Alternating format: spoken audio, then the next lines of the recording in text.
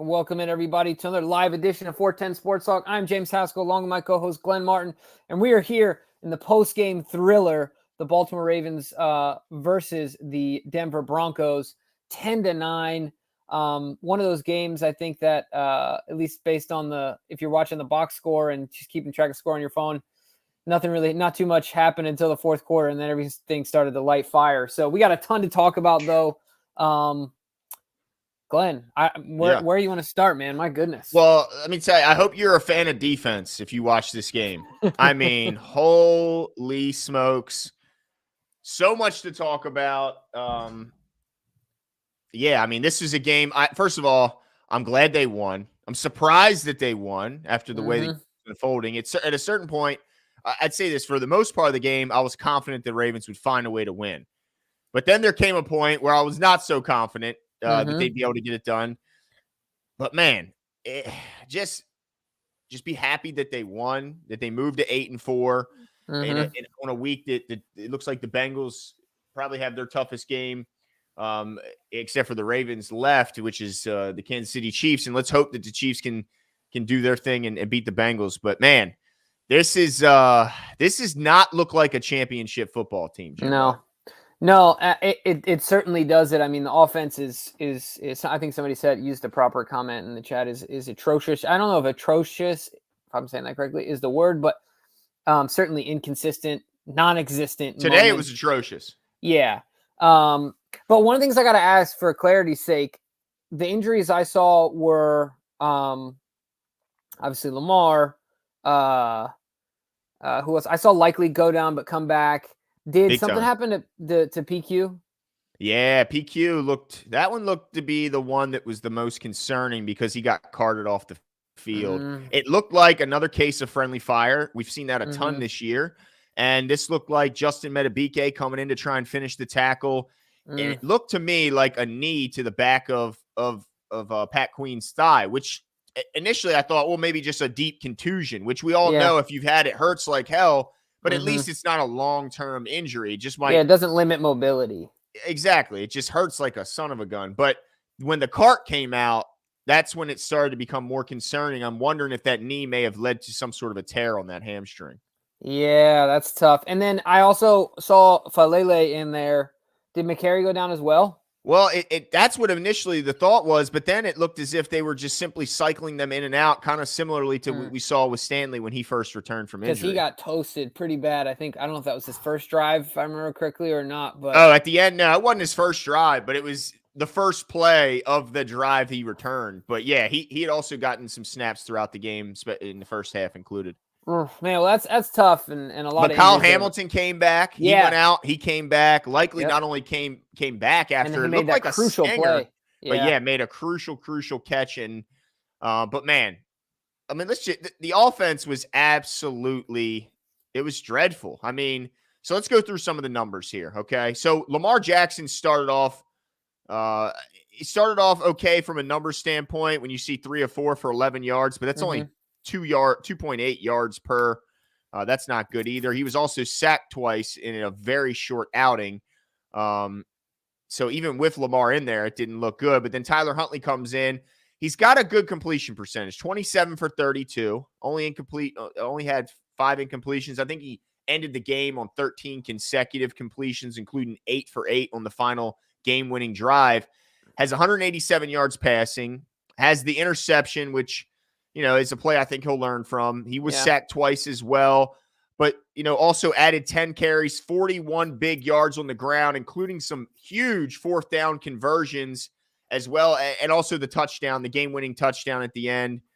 The quarterback play, I think Huntley was efficient in a lot of ways in that he had a high completion percentage, but not a lot of yards, Jimbo, not getting the ball down the field. But what's your thought? So Lamar Jackson's injuries, he's using the railing to get up the steps to get out of the or through the tunnel there, but he didn't at the same time didn't get carted off the field. So let's say hypothetically, this isn't a long-term injury, but he misses a game or two.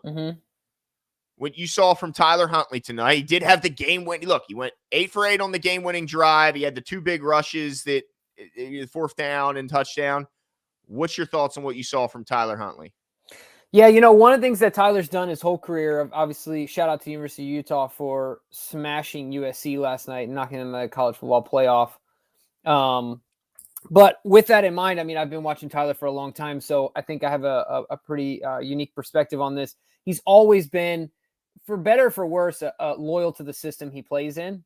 There were a lot of times when he was in Utah where we felt like, he could have done more based on his talent, but he stayed patient to the process. It reminds me of remember the Titans. What does he say? I run 6 plays. Works like Novocaine. Give it time. Works every time, or whatever. Something like that.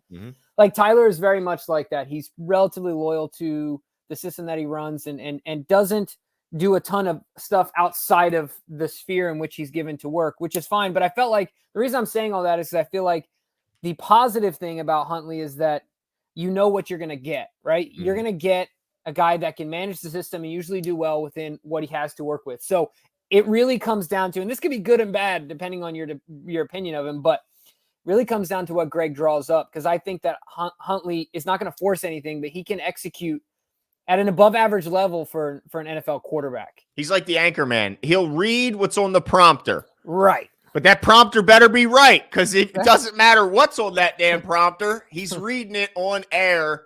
And that could be a bad thing. But Shumal Malik says Giro can pack his just for men and head out. I'm just joking. Yeah, not a good game for Giro when you're coming off the heels of a ton of criticism. Seems like frustrations are boiling over, and he has a performance like this where the run game wasn't doing much. They go 28 carries, 103 yards. But let's be honest, Tyler Huntley was a huge part of that. Yeah.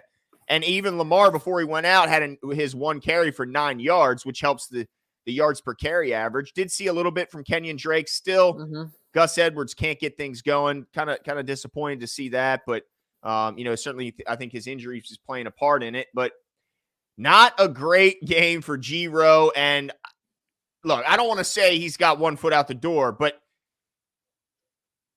because it just doesn't make sense, like from a competitive standpoint, from a professional standpoint, to start checking out. But man, it just looks like it's running its course here in Baltimore, and it's got me concerned that he's not the guy to right the ship for this season. When at 8-4, Jimbo, everything, and the defense playing the way it's playing, which we've got to spend some time crediting what they did out there today.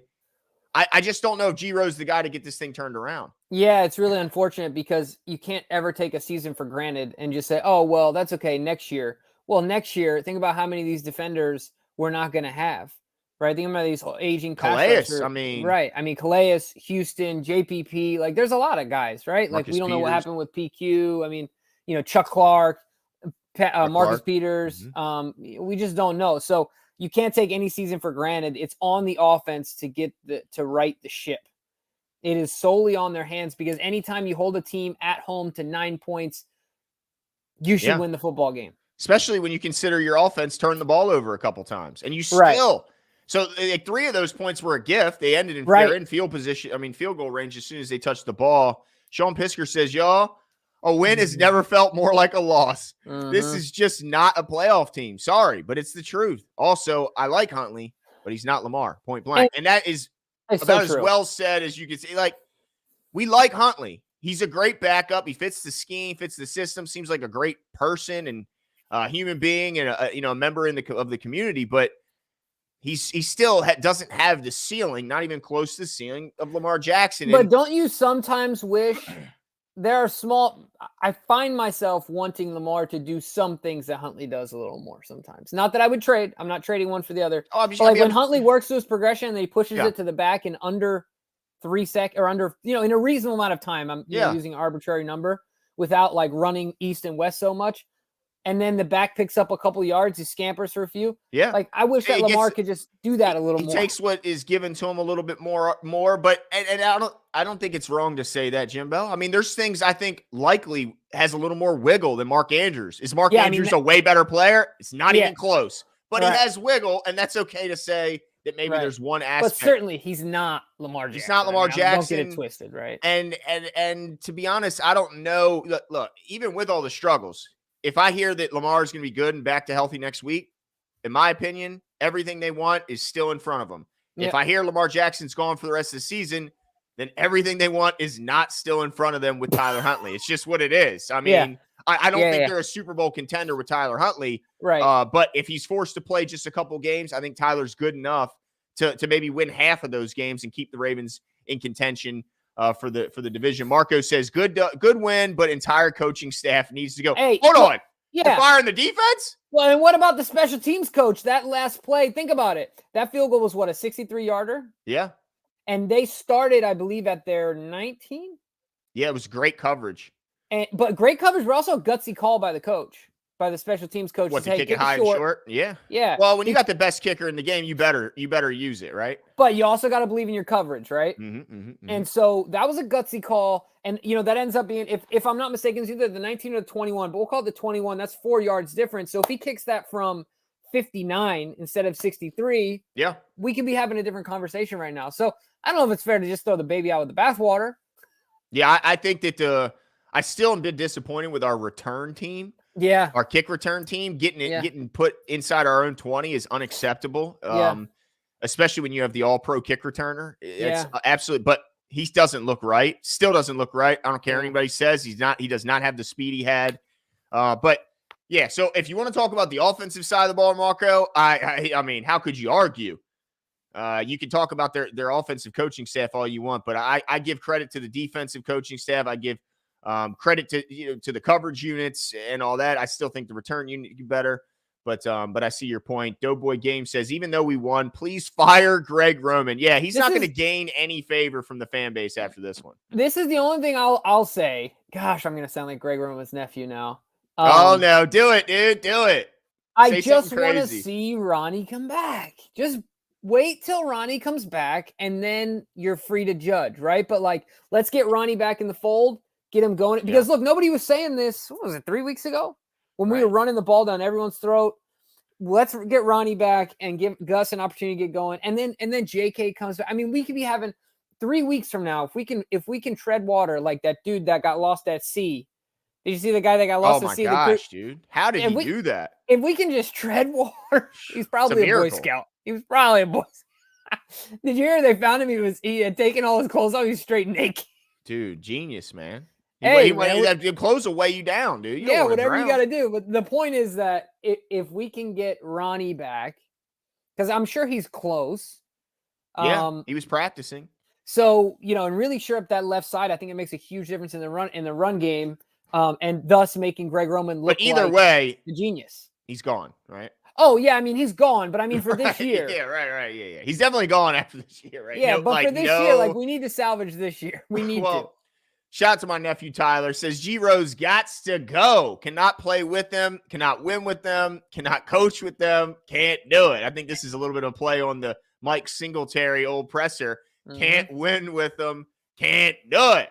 But, yeah, I mean, it's hard to defend Greg Roman when you look at the issues they have and the fact that his track record at its best has never been a guy that can turn around, resurrect a bad passing. That's just that's not his forte. And so we've got to put all our hope and faith in the run game. Exactly. Because that's all he knows. So yeah, I mean, double down, I guess, is because all you this can defense do. Is excellent, right? It's so good. But also, I think we need to start giving a little bit more of this blame pie to T. Martin and Keith Williams. Keith Williams is known as the wide receiver whisperer. Mm-hmm. Who's he whispering to in this wide receiver room? He's whispering to James Crochet, throw the football. Oh, yeah. What the hell was that, Greg Roman? And what the hell, how do you throw that ball if you're James Crochet? As a wide receiver, don't you know, if there's any question, if there's anybody within the same stratosphere, stratosphere as the guy you're going to throw to, just don't throw. There was 4 guys on him. Yeah, I didn't understand. I didn't understand that one. Sean Pisker says, Harb said Lamar's injury isn't season ending. Yeah, well, that's good news. And I think if it was, we'd have seen him riding on the back of a cart. But it looked to me like at the very least, he's going to miss next week. But this is a question. Yeah, no, for sure. I mean, I agree. Does Lamar address this injury differently because there's no deal done? It's interesting. Is his motivation to come back as quickly as he can? You know what? The competitor in him, the teammate in him, I think he'll be back as quickly as he can. I agree. But you know what I mean? It's human nature to also be like, damn. Yeah. I need to see. You know what I mean? You can't be mad at him. You can't be mad at maybe if they lose this game and then next week he's out and they lose that game and he starts to see maybe the writing on the wall. But they win the game this week. They set themselves up for next week. I still think it's very winnable even with Huntley in there because they just don't have a great opponent on the schedule next. Isn't it the Steelers next week? I mean, I thought it was the Browns. I could be wrong. Even better. Yeah, because what's his name didn't light the world on fire. No, and you're right. It's the Steelers. My bad. Okay. It's the Browns after that. Yeah. Yeah, I mean, I think they could beat the Steelers with Tyler Huntley. Yeah, certainly Huntley's better than Kenny Pickett. JL says John said Lamar won't be a season ender. Okay, so just kind of reiterating what Sean said. Yeah, I mean that's good news. I like to hear that. It's always tough when we jump on here as quick as we can to keep up with what happened in the pressers. But it's just Quan says, nah, Giro gotta go, bro. Should be immediately. What's the worst another coordinator can do? I'm sure he can find a way to only score field goals. Well, look, we could have Hackett. Yeah, look at Hackett. He's got a $240 million quarterback who, by the way, has more touchdown passes than John Elway, and they have the worst offense in the league. It's just so who's calling? I mean, what's it? Kubiak's son? You said it's calling Clint. Yeah, Clint, he gave it over to Clint. Yep. Yeah. Well, I'll tell you what. This is way early, but if I'm John, I'm going to Kubiak's house, heart in hand. Come on back, old fella. Man, come on back. He's probably enjoying his slower lifestyle, but he might not be. You never know. But a team isn't built to run that. Well, I guess know, but they probably could. They got some athletic guys. Yeah, they got some athletic guys. But yeah, I mean, Giro, I don't know if letting him go now would be the best move. I think you got to ride him out to the rest of the year and hope that he can just, him and the coaches can figure some things out. Well, maybe and the players. Especially because John is already, I think, taking on a bigger role defensively, which it sounded like, if you remember in the offseason, he kind of wanted to do that anyway. And not that there was angst between him and Wink, but I think that John just wanted to have a bit of more of a fingerprint on the defense. Yeah. And Wink was kind of like, dude, I got this, like type thing. And I get it, right? I get both sides of it. And I think John has already bit off more this year because he's taking on a first-year coordinator in the NFL. Yeah. Which there's always going to be a learning curve. And so I think that there's some of that. So then to ask him to say, okay, well, let me get rid of my seasoned OC to bring in another guy or even a guy on staff who I'm going to have to pick up this, get up to speed somehow. That's just a lot to chew. It's a lot. And I know it's worked once, but I don't think it's worked very often. Asad Rahman says defense is back. And so is Duve, kind of. Fourth quarter finish. Yeah. You gotta give credit there, right? They win the fourth quarter 7-0, something the Ravens have struggled at mightily. I think they're second worst in the league. Only touchdown of the game, right? Yep. I think they're second worst in the league in fourth quarter scoring differential, huge negative. But yeah, they bounced back. Let's talk about Duvernay. Duvernay goes 6 catches, 34 yards. Shout out to him for that. He also adds a couple rushes. He goes, 2 carries, 9 yards on the ground. Did you see Huntley fake? Did you see Huntley fake out the cameraman on that 4th and 2? I did. Yeah, faked me out big time. I was like, oh no, and then yes, that's right. Huntley held it.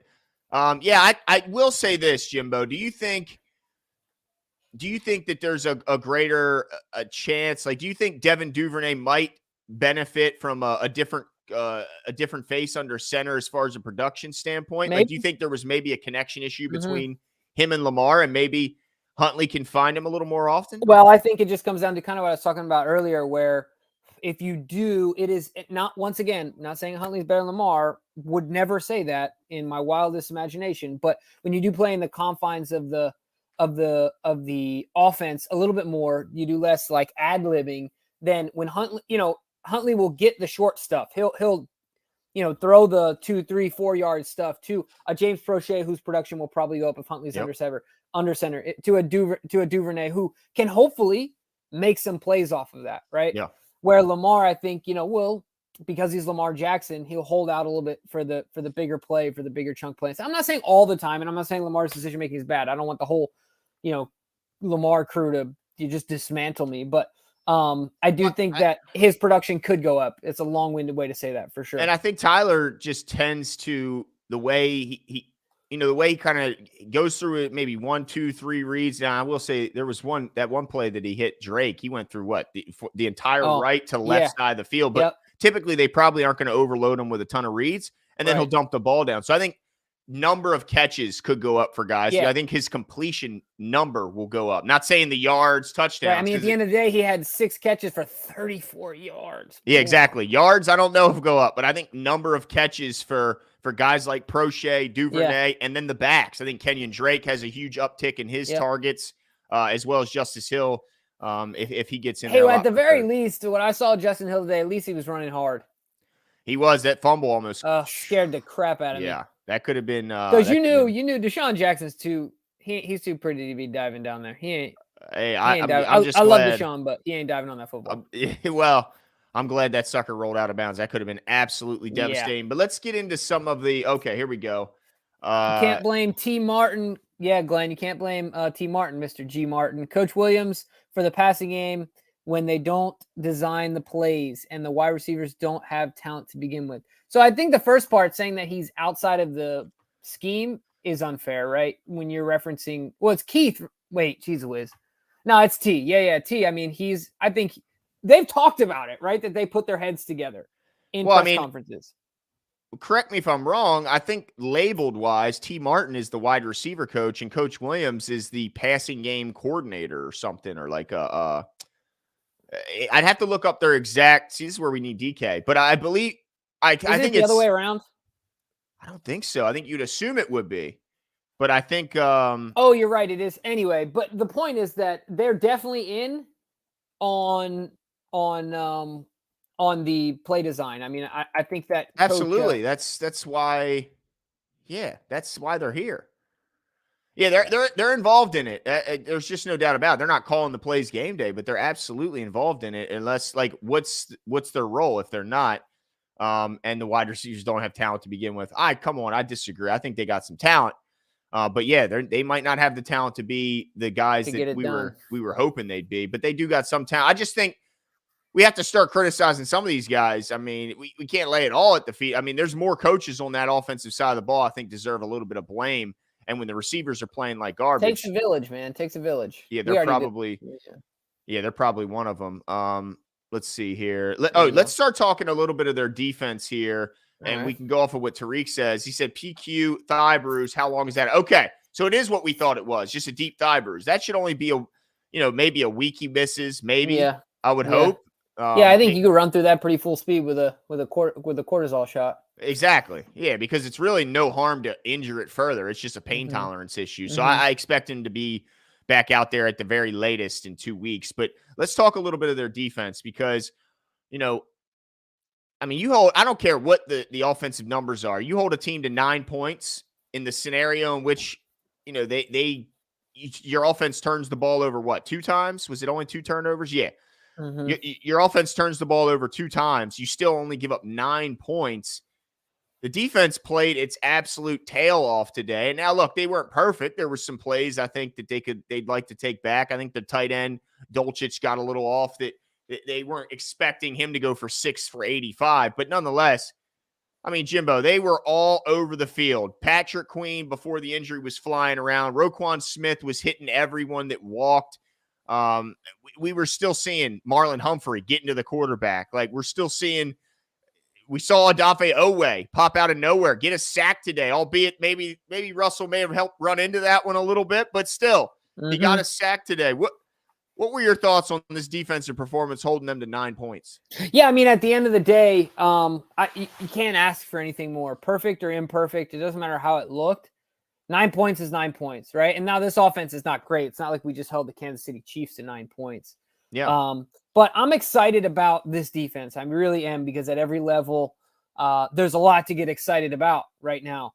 And so, yeah, I mean, man, to me, it's so hard to not only talk about the offense, but all you can do, I think, in this game is really give the defense some praise. Are there things that they want back and left on the field? Yeah. But at the end of the day, it was 9 points. 9 points, and you had a short field on multiple occasions. Laura says, probably already talked about the Prochet. I'm trying to get the touchdown weird play. What in the world? Yeah. It looked like they hardly practiced it. Like it was so their depth was way off. They're about to run into each other.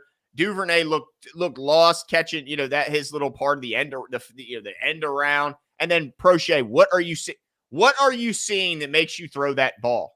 Like, unless he's wide the hell open, the ball shouldn't be thrown. He had 4 guys on him. Certainly was far from wide open. I don't like the play design. It didn't look practiced enough. It looked sloppy as hell, and it was poorly executed by James Prochet in a big way. So, yeah, it was trash. If that's what's in the vault, shut the door and lock the damn thing again. Yeah, seriously, don't ever open it up again. Now, one of the things I'm just looking here on Twitter at some of the things that were said about John's presser, and they asked about what it's going to take to get the run game going in. John said they need to work on it, but he's not interested in talking about narratives.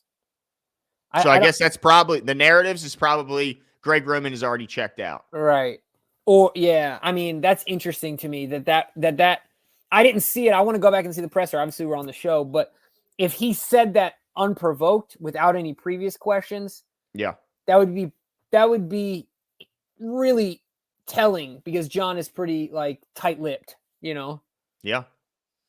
Yeah. He doesn't like to, and the cat, let's be honest, the guys in the room, they're not necessarily hitting them with a bunch of fastballs. Just calling it like I see it. There's not a ton of guys in that room left that will throw a fastball to them, but that's neither here nor there. But yeah, I think the defense played absolutely well. I tell you this, they played well, but man, how much better are they going to be when Marcus Williams is back out there? I love Geno Stone. He made a hell of a play on one 3rd and short where he tackled the guy short of the first down, but in coverage, there's just no doubt that Marcus Williams is going to be light years better than what we've seen from Geno. I mean, 100%, right? And it's nice to know that I don't think you should really expect much of a lull or a ramp up period because he's been practicing, 2, it's a risk, so he can keep his cardio and really stay active. He doesn't need a ton of rehab, so I wouldn't expect much of a transition, if any at all, that we'll see in Marcus Peters. Yeah. I mean, Marcus Williams. No, Marcus Williams. My goodness. One of the things I have to ask you, Glenn, is this is really what it comes down to. Everything stays the same. We'll just say Lamar misses 2 games, right? But whatever that number ends up being, he comes back. Do the Ravens have the people in the building and on the team to get the job done? Like, can they turn it around? Do you believe that? Like inside maybe your heart does, but what about like inside your brain, right? Like, do you think they can get it done? Yeah, it's so tough because a couple weeks ago, look, we got to remember this team still won 5 out of 6 games, right? Like this team's won 5 out of 6 games.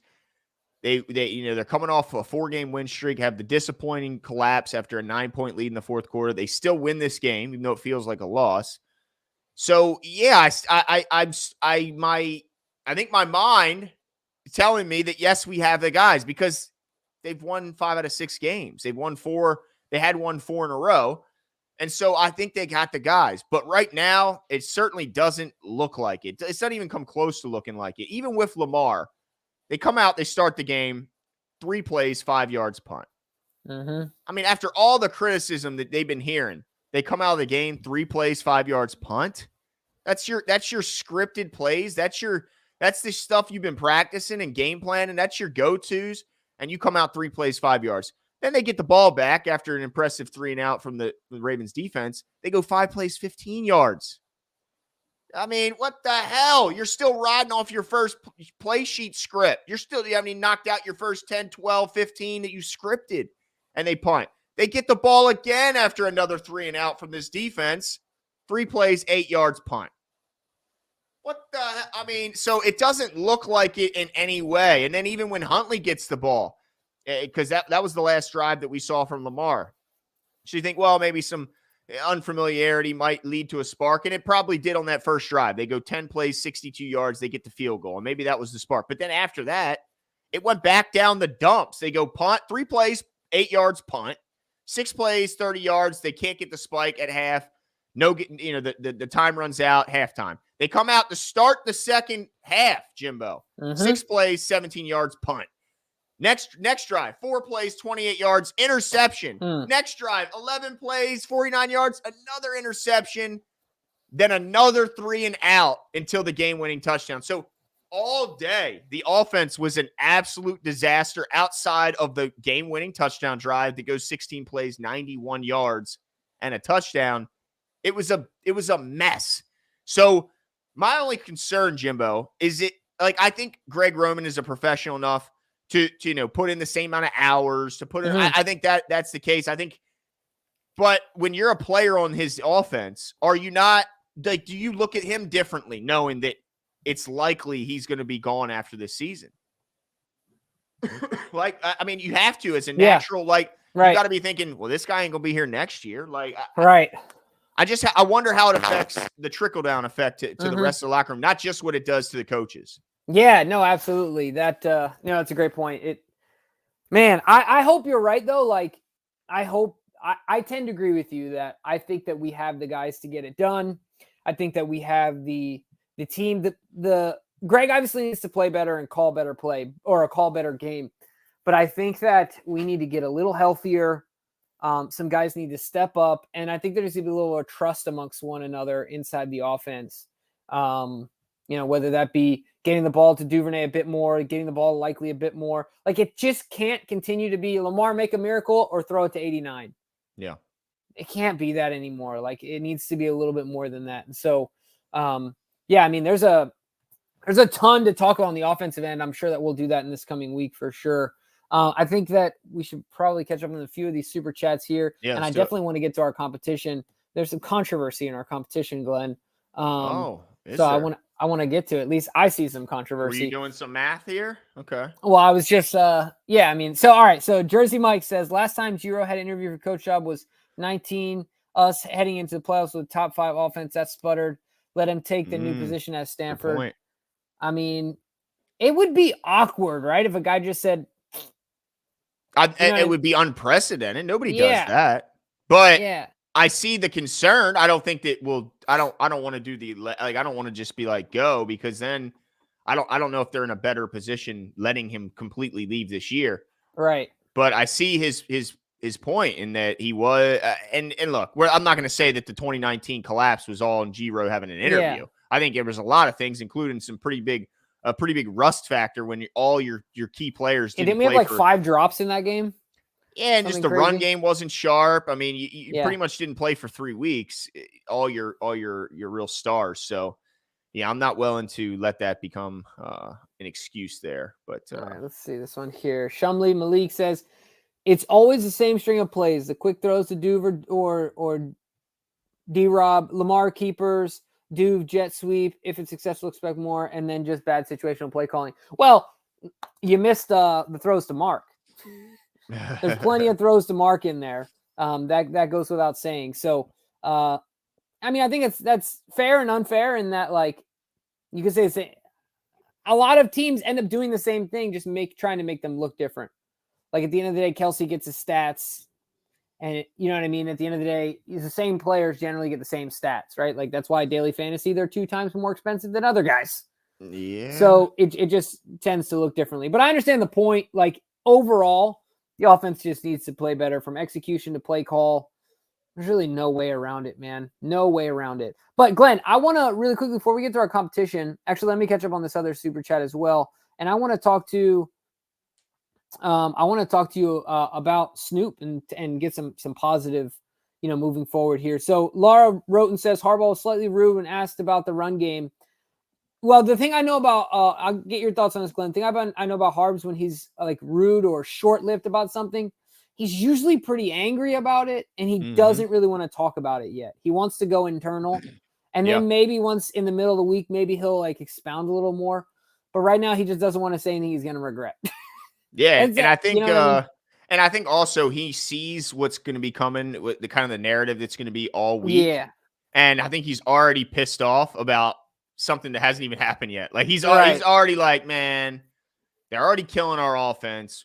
We just barely snuck this one out, and we got the injury to Lamar.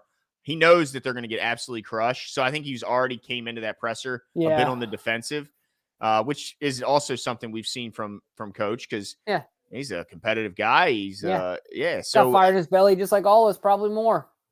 Exactly. I can only imagine if I was in his shoes. Jimmy, how, just imagine you in his shoes. The way you get fired up about stuff. You would be a mess to be in that post-game presser. You'd be ready to take on anybody. Who's saying something? You in the back?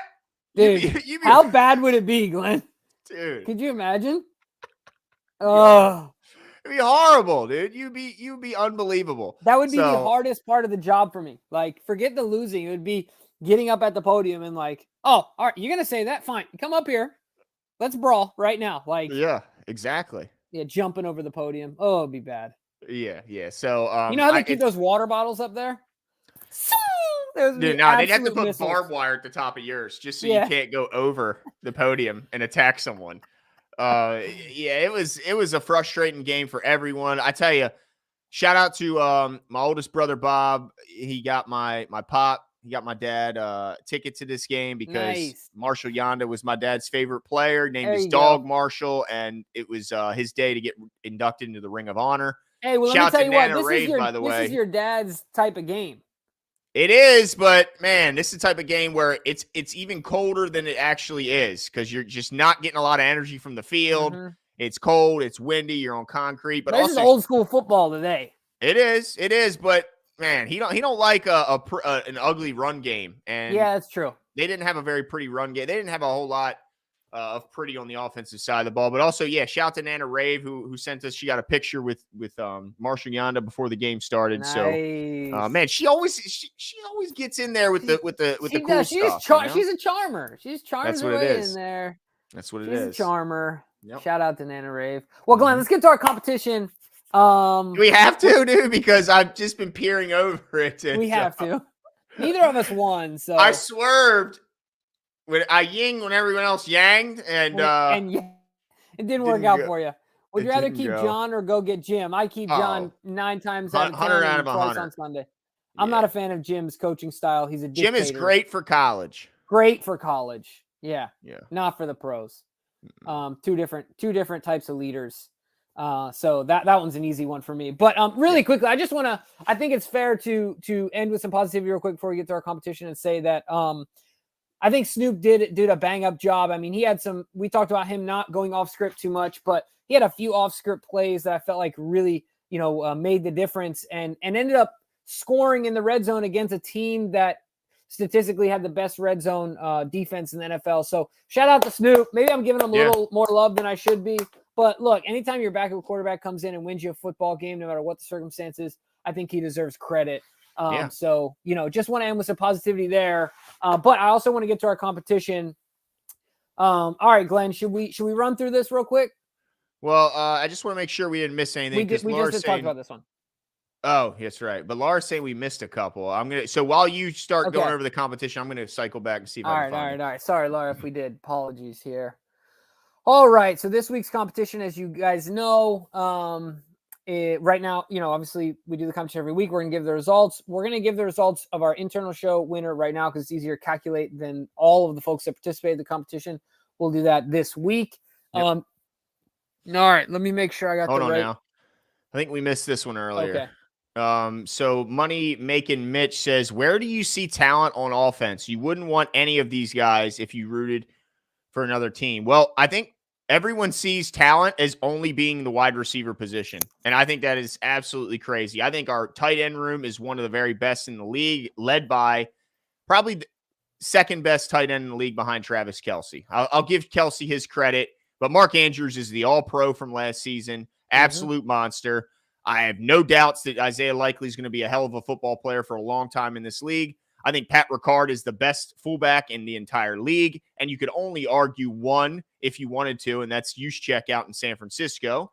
I think our offensive line is one of the best units. When Ronnie is healthy, one of the best units in all of football. I think our running back room, they're banged up, but I still think I see talent. If you're asking me where I see the talent, I see talent in Gus Edwards. I see talent when JK's, who, by the way, is back at practice, when he's out there.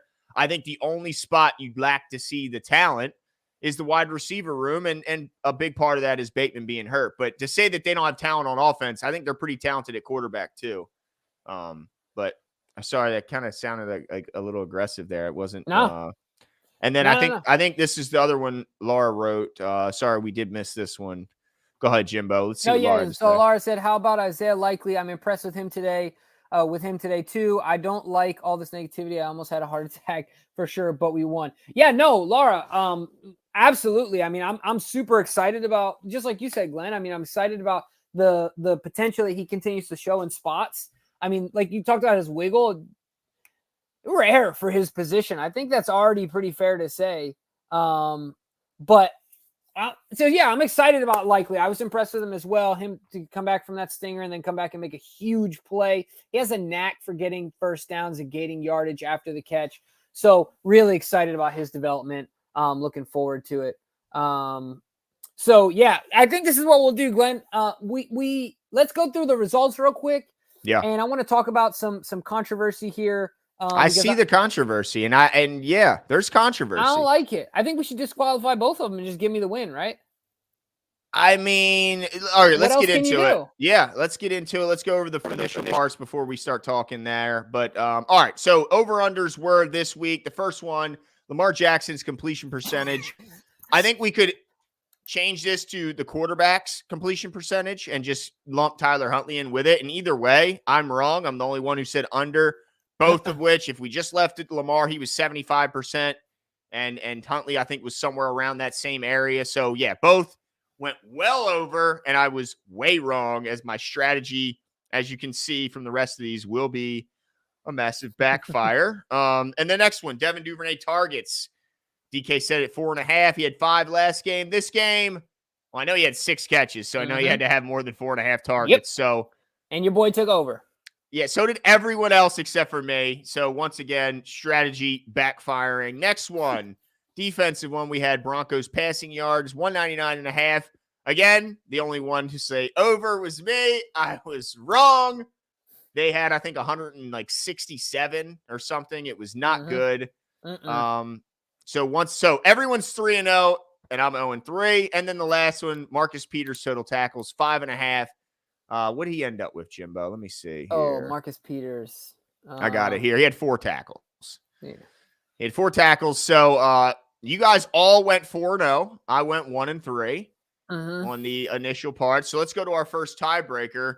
Yeah. We have the total score over under 39.5. And this is where I lost it, dude. I picked 40 like an idiot. This is where you lost it right here. If you would have just picked under here, I think you have an argument for you winning because they didn't put their score, Jimbo. Nope, I know. But DK and Brad were the only two to correctly. Well, actually, I did as well, but at this point, I was well out of the running. DK and Brad both picked under, so the tie is still remaining. So we had to go to the second tiebreaker for the first time in the season. First time this season, and let's see. Can I get a drum roll here, Jimbo? That was pretty good. Total yards, the Ravens have 285. Woo! And so the winner is intern Brad, who predicted 290. Hey, stays on top, Brad. Stays on top. He wins the game and damn near nailed the yardage, only 5 yards off. So he clean sweep. He got 5 for 5 on the over-unders and was 5 yards off on the closest to the pin challenge. Man, impressive numbers here on this week, as I was the exact opposite. Absolutely horrendous. You're starting to lose your accuracy argument, too. I have one bad week, Jimbo. One bad week. By the way, I still got 2 of the 5 right.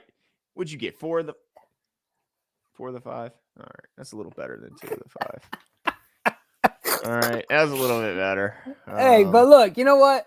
It's all right. We all have our off weeks. So on Tuesday, we will of course reveal our winner of the T-shirt based on the viewer competition. As DK continues to tally them up, we're so grateful for all the participation in the weekly competition. To get yourself some 410 Sports Talk swag, if you want to get some swag anyway, just check out in any of our videos. We have a link to our store So go check it out. But of course, you get a free one every week for winning. So just win. Mm-hmm. You get a free one. That's it. Just win, baby. That's right. Well, it's a blast. Look, at the end of the day, Glenn, I think somebody else mentioned, I think it was Sean Pisker, let's not turn a W into a loss, right? Yep. We'll take the dub and hope that the Bengals lose and live to fight another week. Mm-hmm. And at the end of the day, if things turn around next week, we'll be singing a different song. Yeah, thank goodness this isn't college football where margin of victory and style points actually do matter. A win is a win, no matter you win by 1 or 50.